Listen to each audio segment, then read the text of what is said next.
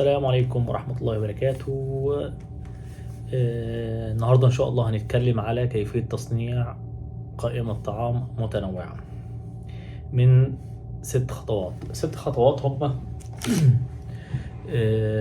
ازاي عشان تصنع منيو، فلازم يكون عندك معلومات مهمة عشان تبتدي تصنع المنيو ده أو تكتب المنيو بتاعك.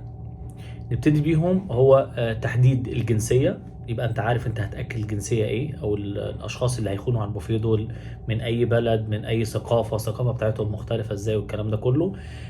عدد الاشخاص اللي موجودة، هل هم يستحقوا ان انت تعمل كعدد كبير يحتاج ان انت تعمل منيو كبير او منيو صغير، او بوفيه كبير بوفيه صغير.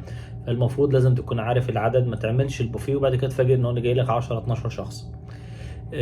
تحديد منيو او ست منيو حسب العدد طبعا الموجود، اتكلمنا فيه. طبعا المفروض ان يكون في من 10 ل 15 شخص، ده هيكون ست منيو. اذا اكتر من كده بيكون مثلا من 25 ل 50 شخص منهم تعمل البوفيه. تحديد سعر الشخص، يعني بناء عليه بشوف انا سعر الشخص ده هيكلفني قد ايه، بناء عليه ابتدي اعمل القائمه. ممكن يكون الناس دي دافعه فلوس قليله، فبالتالي اعمل لهم على قد البادجت اللي محطوط ليهم، عشان ابتدي ما اعملش تكلفه عاليه اقول بقى انا عايز اثبت نفسي فاعمل منيو قوي وكبير وغني، فبالتالي اكون انا خسرت المكان اللي انا شغال فيه. طبعا وبتشوف مستوى الضيف، مستوى الضيوف اللي عندك، هل الناس ديت في اي بي، جروب عادي، اصحاب المكان، الاونرز. شوف مين الناس اللي جايه دي، لازم تكون عارف مين الناس اللي جايه دي، عددهم قد ايه، الجنسيه بتاعتهم قد ايه، تكلفه المنيو تقريبا هيكون فرنج قد ايه، هل ده طالع كادو، طب الناس دي دافعه فلوس مش دافعه فلوس. بناء على كده انت بتحط الداتا بتاعتك، تبتدي تحط المنيو بتاعك.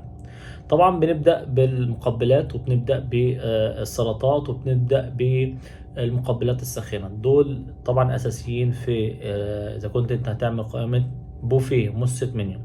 بناء عليه بتحط طبعا كل ما بيزيد معاك العدد كل ما بتزود في الأصناف، لكن كل ما بيقلل العدد كل ما بتحاول تقلل بقدر الإمكان الأصناف في كميات صغيرة، في بولات صغيرة كمان. طيب خلصنا المقبلات والسلطات والصوصات، نخش على المقبلات الساخنه. خلاص نخش على الدريسنج والصوص. طبعا لما يكون عندك بوفيه كبير فبتضطر تعمل مثلا حوالي 4-5 انواع دريسنج و4-5 انواع صوص، وهنتكلم فيه بعد كده فيما بعد في فيديو تاني على الفرق بين الدريسنج والصوص. تمام. بعد كده نخش على المرحلة اللي بعدها. الشرب اللي عندي مثلا، اذا عندي مساحة كبيرة في البوفيه اقدر اعمل 2 نوع شوربة صغيرين، واحدة كلير واحدة كريمة. طبعا بتختار ما بين الخضار لسان عصفور والمنستروني اذا كان كلير، واذا كانت كريمة ذرة، كريمة مشروم، ممكن تعمل حريرة، ممكن تعمل كريمة دجاج. الكلام ده كله يكون عندك متنوع. طبعا بتخش على الكرب اللي هو الرصاص بتاعتنا، بتعمل نوعين رز، نوع رز سادة ابيض عشان الناس تعمل حساب الناس، اذا كان في ناس كبيرة في السن، في ناس مريضة، في ناس ضغط، في ناس سكر، بتحب الرز الكلاسيك اللي هو الرز الابيض السادة. ممكن تعمله ايزي بيزي اللي هو رز مثلا بالخضار، او رز مثلا بالبسله، حاجه خفيفه برضو بتبقى هيلثي شويه، وفي نفس الوقت تتلائم مع كل الاعمار اللي موجوده، ممكن اطفال، ممكن ناس كبيره في السن، ممكن ناس مريضه. الكلام ده كله لازم تحط حاجات كده تخص الناس دي، ما تجاهلهمش واعمل الاكل كله بهارات عاليه وبهارات كتيره ومسبك وكاري والكلام ده كله. فممكن في ناس تقول لك ما عجبنيش لانه طلبه مش موجود، مش ما عجبوش كطعمه او تيست، طلبه مش موجود. فطبعا بنحط طبعا خضار سوتيه، خضار مثلا طاجن، او حاجه تكون دسمه شويه باللحمه او بالدجاج اذا كان طاجن خضار او شيء.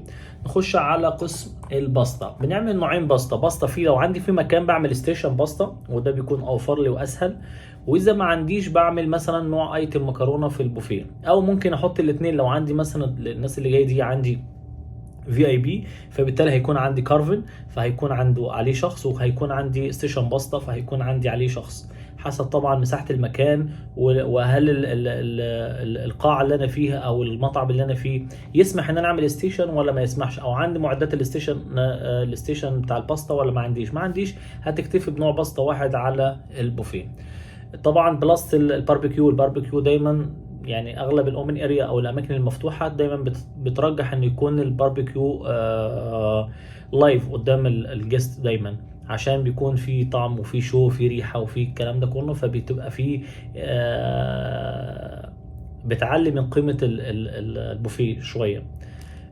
كل ما بيكون المساحة كبيرة في المكان كل ما تقدر تاخد راحتك في التصنيع وفي والتقديم وآلية التقديم والبروفيشنال في ازاي تقدم الحاجة بتاعتك بطريقة مختلفة. طبعا لما بيكون المكان محجوم فبتضطر انت بتغرف الحاجة بتاعتك، وبناء على المكان اللي موجود فبتقدر تأقلم نفسك على المكان. اذا كان المكان صغير فبتعمل حاجة بتاعتك سيمبل وهادية، المكان كبير فبتحاول تكبر طريقة العرض بتاعتك عشان تملى المكان كله. تمام. بنخش طبعا، خلصنا الباستا، بنخش طبعا على انواع الباستا. طبعا بتحاول تطلع الحاجه اللي ممكن تظبط معاك على البوفيه. ما اعملش مثلا ايتم مثلا زي الكريمه او الفوتاتشيني واول ما بتقعد الاقيها جلدت او فبتحاول تعمل بقدر الامكان نخلي الصوص بره والباستا مسلوقه فقط، وهو يركب مع نفسه حتى لو بوفيه. يعني البولانيزا البولكانايز مثلا اذا كانت في البينا ممكن اركبها مع بعض مفيش مشكله، واعمل اوت صوص والبرمجان بره وشويه الجرناتيرا بتاعتها مثلا من بره، اذا كان فلفل وطماطم والكلام ده كله. اذا كان عايز طبعا يكون لو مفيش ستيشن الحاجات دي كلها بتكون واخده بلانشيه وفي مكان سخن كده هو يقدر يحط لنفسه. مفيش ممكن تركب الصاله كل حاجه كامله، بس بنحاول بقدر الامكان بنبعد عن الحاجات اللي فيها كريمه عشان مع الحراره بتشد الحاجات دي، بتبقى عامله زي البشاميل. او ممكن نخش في البشاميلات او النجريسكو او الكلام ده كله، طالما كده كده هتبقى الحاجه اوريدي مغروفه جاهزه في السفندشات.